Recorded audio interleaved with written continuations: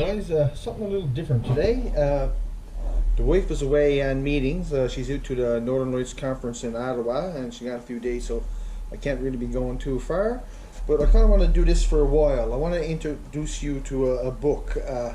It's called Our Footprints Are Everywhere. And if I had to choose just one book to own, it would be this one. And I'll show you why a little later on. But first, I'll tell you the worst thing about this book. It's very rare, and it's getting to be very expensive. We had this one. Any date on this?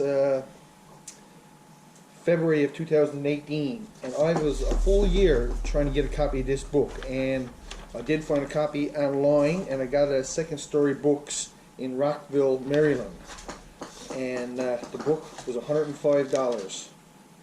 And with shipping and everything, we got this one to the door for $129. Like I said, it's a rare book, and there's a lot of people after this book. Small supply, big demand, and the price is going up really fast on this book. And just before I started to do this video, I looked online and I found one more copy, and he's right now going for $380. So that's how much the price of this book has gone up in the last couple of years. So it's an expensive book, but there's a wealth of information in here. Our Footprints Are Everywhere. Inuit Land Use and Occupancy in Labrador. To the Inuit and settlers of northern Labrador who have hunted and depended on this land to maintain their way of life, and who continue to follow the footprints of their ancestors in an effort to provide a proud heritage for their children. And this book was developed to support the initial land claim agreement by the Labrador Inuit Association back in 1975, and this would be modern day Nunatsiavut. The first of the book deals with a lot of the prehistory, you know, when the different groups first started to arrive in Labrador and all their different sites. And right there is Okak. I had the pleasure of passing through there on the way to Hebron there last spring, and you can tell there's a lot of history, really rich in history in that area, and a lot of sites, you know, dotted all along the coast. And in this book there's a lot of different maps. Right here is Happy Valley Goose Bay, where I'm to now, and different sites in this area. And over Mulligan, you know, I spent a lot of time over there, and this is further out the bay, getting you towards Regulate here.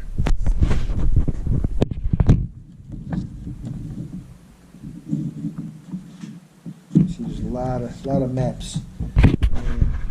We'll show all the different groups and the different sites through Labrador. It's really interesting. You know, there's a lot of history from a lot of different groups right here in Labrador, and everything is compiled and put in this book. You know, I always say you can't beat local knowledge, and I don't mean local and saying you're from Labrador so you should know all about Labrador. I mean more localized knowledge, like the different little areas where hunters fished and trapped and gathered all their lives. You know, if someone else went there, it would take years and years to be able to get all that information again. But they took all the information from all the different hunters and fishermen and gatherers and put all that info in this book. So you get knowledge like distribution of sea mammals like white whales, jumpers, and polar bears. Around the Nain and Okak area, distribution of sea mammals, gray seals, jumpers, polar bears, walrus, and white whales. And right here, jumpers, polar bears, walrus, and white whales. From the first south, we're going from Hebron right on up to the Button Islands.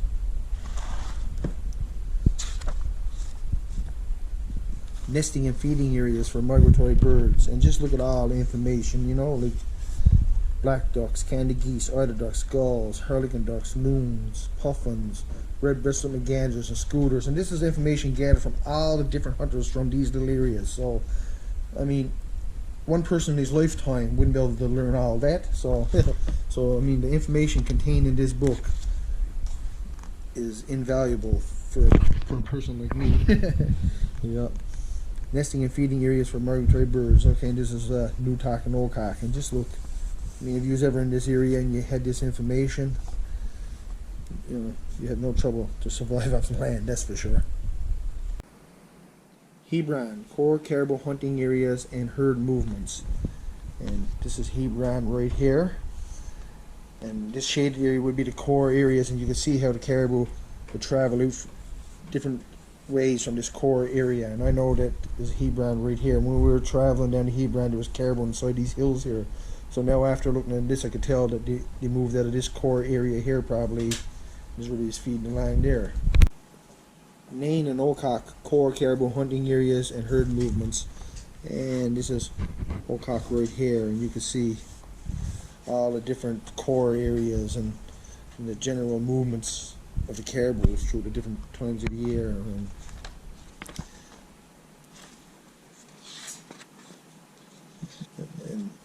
you know, and as you move through the book, there's a lot of great photographs. And just look, Hopedale distribution of seasonal camps. You got your spring, summer, autumn, and winter campsites near Hopedale, you know, where people went to hunt, fish, and gather. So, I mean, the information is unreal, you know, the amount of information that's actually in this book. Yeah. You know, look at Bigland, just place names alone, like all the different little points and codes and different things. Distribution of movement migratory birds around Bigland area here.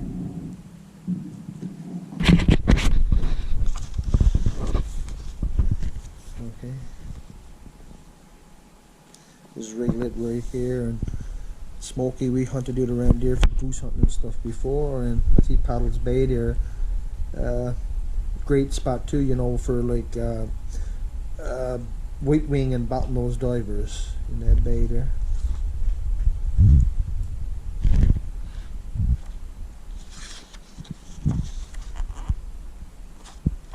And regulate core areas for black bears and caribou. Yeah, I tell you, it's just localized knowledge. You know, all the information in here is from hundreds and hundreds of people that have been on the land all their lives, and it's all just put together in this one book. School children and name: George Gear, Bert Winters, Uncle Bertie Winters. God bless his soul. Conversation and name: Doc, George Lane, Isaac Rich. Getting his harpoon ready there, look. Netted Seals, Makovic, 1926. There's a lot of great pictures here, you know. Making the igloo, fire with fixing chemicals, clean and char, name, church, flushing a seal, and different people, and all of it, you know, surviving from the land, you know. And as you go through the book, you know, a lot was written here is in the people's own words, and it's kind of like the law of the land back in the day. If a weasel was trapped inside a den by two men, and if it was killed after tracking it, the price of the fur should be shared evenly. If hunters took turns shooting at a fox or any other animal, only the one who shot it shall have it, because it is different if all shot at the same time. A trapped fox escapes, he gets caught in your trap, after escaping from mine. For that reason, we have to share the price in half. Also, a trapped fox with a broken leg, almost breaking off, was taken home to the owner of the trap. That person who brought that fox home to its owner gets 1/3 of the price of the fox. Hunters believe that whether caribou are plentiful or scarce, the need for salt leads them to the coastal bays and fjords in the summer. They have to have salt. They tear out fox burrows and eat the moss on top where the white fox piss. That's salt. In those days, we would follow the animals. Some winters, caribou and foxes would be handier than other winters, for animals move constantly and have to be followed. We would have to go further in the country. Sometimes we would be out in the country for 2 months and a half, and sometimes even 3, if we and the dogs had food. If there were no animals, we would come back empty-handed before our dogs starved. Elders would get in the way of hunting only on Sundays. Nobody was to hunt animals on Sunday. My grandmother was like that. She would never do nothing on Sunday. He wouldn't eat ice fish or anything, and I don't hunt on Sunday as well. If you're a good hunter, you haven't got to hunt on Sunday. Just saying. God created the world for us to live on and hunt on for our food. God gave to us the world to do that. So that's how we live. Animals that are on the land belong to the land and were created by God for people to eat, for the Inuit to hunt and have the animals for food. That's the only way I see it. Two themes run through these early accounts. The Indian and Eskimo, an Inuit, occupied different lands, and each was afraid of the other. This, at least, was the Moravian experience. Captain George Cartwright, the first European to spend an extended period of time in Labrador, referred in his famous journal to the mountaineers who never stay long in a place, Cartwright 1911. And although he uses the word Indian to mean Inuit, he eventually saw even southern Labrador as divided between the two peoples.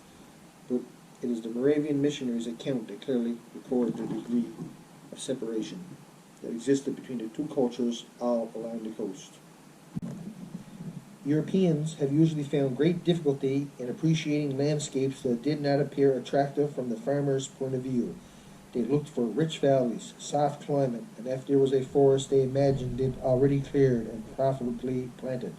Most of the Europeans who had ventured far north did so because they were looking for new trade routes or for other Europeans who were lost. With the exception of fur traders, they expected little profit from the terrain itself. Indeed, the terrain was often a source of dismay and even horror. Labrador was a typical case in point, and this coast inspired in its earliest discoveries a good deal of criticism. Jock Carter's reference in 1534 to the land of Cain is often quoted. Well, you got a little bit of a mess made there. She was chewing up some wood chips and splits. I had a box full of wood chips and I picked up there for starting the fires in the morning.